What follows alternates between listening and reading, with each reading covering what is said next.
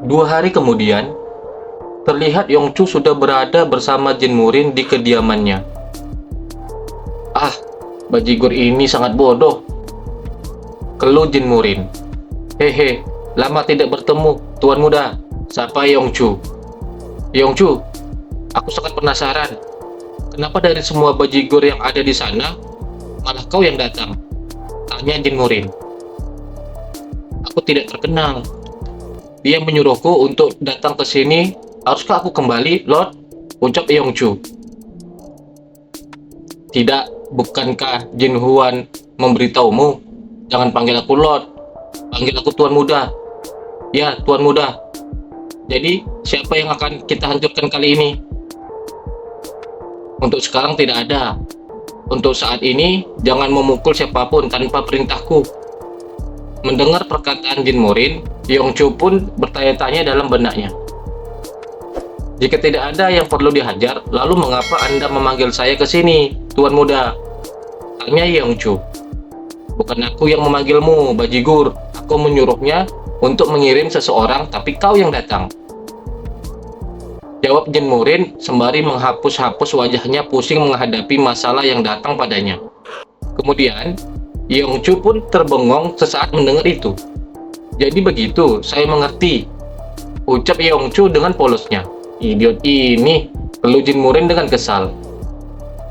Orang yang harus kita hancurkan akan segera muncul. Untuk saat ini, kau tidak boleh menggunakan seni bela dirimu. Apa kau mengerti, Yongchu? Ah, ya, saya mengerti, jawab Yongchu. Daiha, Bugyo, Adan, kalian boleh masuk sekarang. Aku minta maaf, ucap Jin Murin memanggil mereka yang sebelumnya berada di luar ruangan itu. Apa Anda sudah selesai bicara, Tuan Muda? Siapa orang itu? Tanya Yodaiha. Dia hanya prajurit bayaran dari Seong Cheon yang memiliki hubungan denganku. Lagi pula, aku memanggilmu karena aku memiliki pekerjaan untukmu. Jadi begitu. Nah, baru saja seseorang dari Cheol Sabang datang. Terang Yodaiha ke Jin Murin. Salam Tuan Muda, sapa Taibong bawahan Yok Mubong sembari terengah-engah. Asosiasi Barat Laut telah mengadakan pertemuan. Mendengar berita itu, Jin Murin pun tersenyum tipis. Yongchu, bersiaplah. Kita memiliki beberapa orang yang harus dihajar. Perintah Jin Murin sembari tersenyum licik. Mendengar perintah dari Jin Murin, Yongchu pun mulai tersenyum mengerikan. Kemudian, scene berpindah. Malam hari di Sangcheon, distrik barat laut, Blue Mirror Fortress. Terlihat banyak orang yang datang. Ini adalah rumah bordil kelas atas di distrik barat laut.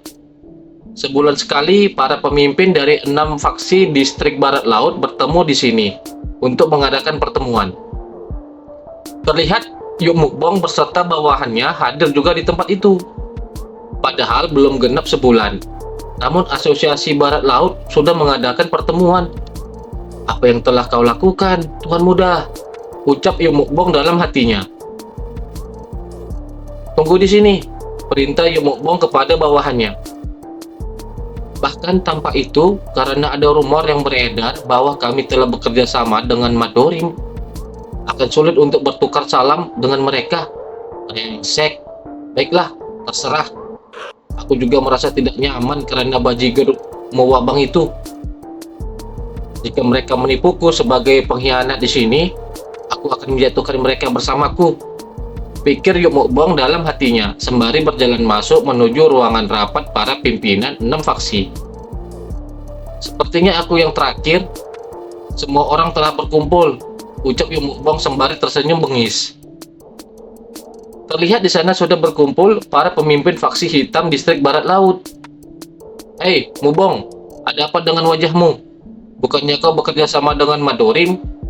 Tanya pemimpin Muwabang yang bernama Chu Kwangdo. Mendengar ucapan dari Chu Kwangdo, Yok Mukbong pun kesal sampai-sampai terlihat urat-urat kepalanya mengeras. Suasana hatiku sedang buruk karena ada tikus yang menyebarkan rumor itu. Aku akan menangkap tikus itu dan segera membunuhnya, ucap Yok Mukbong.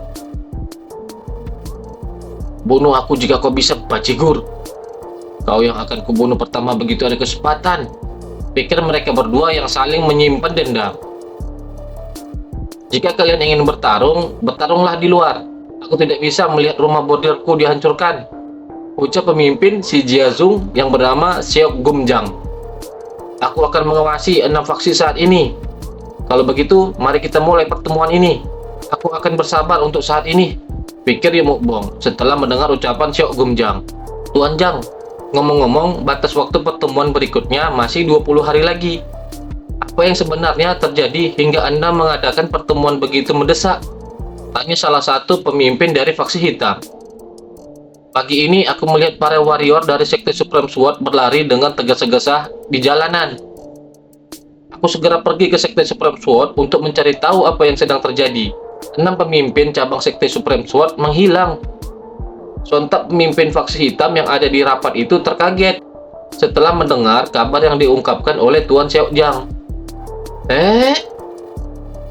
Ucap Ye Mukbong terkaget sampai raut wajahnya memucat setelah mendengar kabar, karena dia mengingat perkataan sebelumnya dari Jin Murin yang sebelumnya mengatakan sesuatu yang istimewa akan terjadi.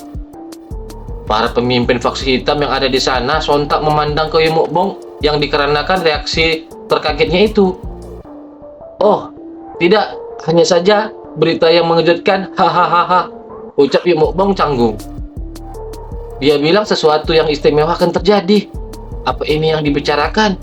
Tuan Muda, bahkan pemimpin cabang Sekte Supreme Sword yang bukan orang biasa. Apa yang Tuan Muda lakukan? Jantungku terasa akan meledak, pikir Ye Mukbong panik. Apa itu perbuatan Madorim? Sontak mendengar pertanyaan itu, Ye Mukbong pun kaget setengah mati. Sepertinya tidak seperti itu, karena kemunculan pangeran muda baru-baru ini, Sekte Supreme Sword telah memantau Madorim dengan cermat, tapi tidak ada pergerakan dari mereka. Manajer cabang dari Supreme Sword bukanlah lawan yang mudah.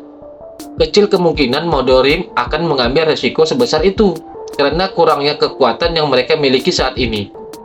Belati yang tersembunyi lebih menakutkan daripada belati yang ada tepat di depanmu. Kalau bukan Madorim, bukankah itu masalah yang lebih besar? Itu sebabnya aku memanggil kalian semua ke sini. Aku pikir kita juga harus membantu mencari mereka. Ini masalah Sekte Supreme Sword. Tiba-tiba perbincangan mereka berhenti. Tuan Jang! Tuan Jang! Teriak suara memanggil dari luar ruangan rapat para pemimpin. Apa yang terjadi? Sahut Tuan Seok Jang. Kita harus bersembunyi. Seseorang yang tidak dikenal telah menerobos masuk dan memukuli para penjaga, ucap penjaga dari luar ruangan. Apa? Berapa banyak dari mereka di sana? Tanya Tuan Jang yang seketika matanya terbelalak melihat sesuatu di depannya. Inilah alasan mengapa aku benci bajigur pemarah. Jika seseorang mencoba berbicara, kau harus mendengarkan dengan sopan. Kenapa kau malah berkelahi? Ucap Yongchu yang tiba-tiba sudah masuk ke ruangan itu sesudah memukuli para penjaga. Menyingkirlah bajigur, perintah Jin Murin sembari menendang Yongchu karena menghalangi jalannya. Ah, baik, jawab Yongchu. Aku sedih, apa sudah dimulai? Padahal tokoh utamanya belum datang, ucap Jin Murin sembari memasuki ruangan rapat itu. Kau, Pangeran Madorim, teriak Cukangdo, pemimpin Muabang. Jadi, bajigur itu, Ye Mukbong. Dia benar-benar bekerja sama dengan Madorim. Ah, ya, Pangeran juga seorang pengusaha yang beroperasi di distrik Barat Laut. Hahaha, jawab Ye Mukbong panik. Kau melakukan pekerjaan yang sangat bagus, Ye Mukbong. Untuk saat ini, jika kau ingin tetap hidup, duduklah dengan tenang, ucap Jin Murin dengan telepati ke Ye Mukbong. Yongchu, hajar siapa saja yang membuka mulut atau berdiri dengan 2 kaki tanpa ampun. Tetapi jangan memukul wajah mereka, perintah Jin Murin ke Yongchu. Ya Tuan Muda, aku tidak akan menahan diri, jawab Yongchu sambil mengepal tangannya bersiap. Tiba-tiba salah seorang pemimpin faksi hitam dengan sebuah pedang besar di tangannya mencoba menyerang Yongchu. Bocah ini, beraninya kau muncul di sini dan menyinggung asosiasi Barat Laut. Aku, Lord dari Seven Sword, Doyonggang, akan berurusan denganmu. Seketika Doyonggang terhempas, sampai-sampai giginya pun lepas. Sontak para pemimpin yang lain yang ada di ruangan itu pun terkejut setelah melihat Doyonggang, pemimpin Seven Sword, sudah terkapar tidak sadarkan diri di depan mereka. "Kalian datanglah padaku sekaligus. Kalian bajigur bodoh," ucap Yongchu santai sembari mengorek telinganya. Mendengar itu, dengan cepat para pemimpin faksi hitam itu menyerang Yongchu secara bersamaan. Tuan Muda, Tuan Muda, apa Anda benar-benar berniat membunuh mereka?" tanya Yomobang memakai telepati ke Jin Murin. "Jika diperlukan, aku mungkin akan membunuh salah satu dari mereka," jawab Jin Murin dengan serius. "Itu akan menjadi pilihan yang tepat jika Anda mengampuni nyawa Tuan Xiaojang. Dia adalah seorang yang cerdas. Lalu siapa yang harus kubunuh?" "Cukang Do dari Mua, Bang." Sembari diperlihatkan Tuan Seo sedang berusaha menyerang Yongchu. Namun, semua serangan itu tidak berarti apa-apa bagi Yongchu. "Lihat bajigur pengecut itu. Dia adalah rentenir yang kejam. Jadi jika Anda membunuhnya, Anda akan mendapatkan dukungan publik." "Sungguh? Cukang Do dari Mua, Bang. Cukang Do dari Mua, Bang." Obrolan Jin Murin dengan Yomobang sembari masih diperlihatkan pertarungan Yongchu yang diserang dari belakang oleh Cukang Do. "Yongchu, bunuh orang yang paling jelek di sini. Kau tinggal memilih salah satu dari mereka yang terlihat yang melakukan riba," perintah Jin Murin ke Yongchu. "Saya mengerti, Tuan Muda," jawab Yongchu singkat, sambil memukul dengan keras salah seorang dari faksi hitam. "Apa Anda bicara tentang pria tangguh yang duduk di sana?" ucap Yongchu sembari menunjuk Yomobong. "Siapapun akan mengatakan bahwa pria di sana adalah yang paling jelek," ucap Yomobong panik. Mata Yongchu tiba-tiba terbuka lebar melihat ke arah Yomobong. Yomobong semakin panik dengan wajah yang memucat menyadari dirinya dipelototi Yongchu. Kau bajigur!" teriak Cukang Do dengan sebilah pisau di tangannya menyerang kembali Yongchu yang sedang berpikir. "Aku akan membunuhmu terlebih dahulu," ucap Yongchu yang tiba-tiba berhenti berpikir. Seketika Cukang Do yang akan menyerang Yongchu pun terdiam. Kemudian dengan sangat kuat Yongchu memberikan pukulan mautnya kepada Cukang Do. Pukulan itu pun menimbulkan efek ledakan yang sangat dahsyat saking kuatnya. Yongchu pun berdiri dengan garangnya setelah melepaskan pukulan yang dahsyat itu. Seketika itu juga Yomobang merasa sangat lega, menyadari bukan dirinya yang menjadi sasaran Yongchu. Cukang Do pemimpin Mubabang dikalahkan dengan satu pukulan. Tidak kusangka ada ahli seperti itu di antara tentara bayaran Sang Cheon, pikir Yudaiha dengan ekspresi wajah yang terkejut. "Jaga pintu masuknya. Tidak peduli mau kawan ataupun lawan, hancurkan kepala siapapun yang mencoba masuk," perintah Jin Murin. "Ya, baik Tuan Muda," jawab Yudaiha dengan sigap. "Sekarang setelah kalian memahami suasananya, duduklah. Nah, karena tidak ada kursi, ini harus dilakukan. Mari kita mulai pertemuan Asosiasi Barat Laut," ucap Jin Murin santai sembari duduk di jendela dengan diterangi sinar bulan di depan para pemimpin Asosiasi Barat Laut.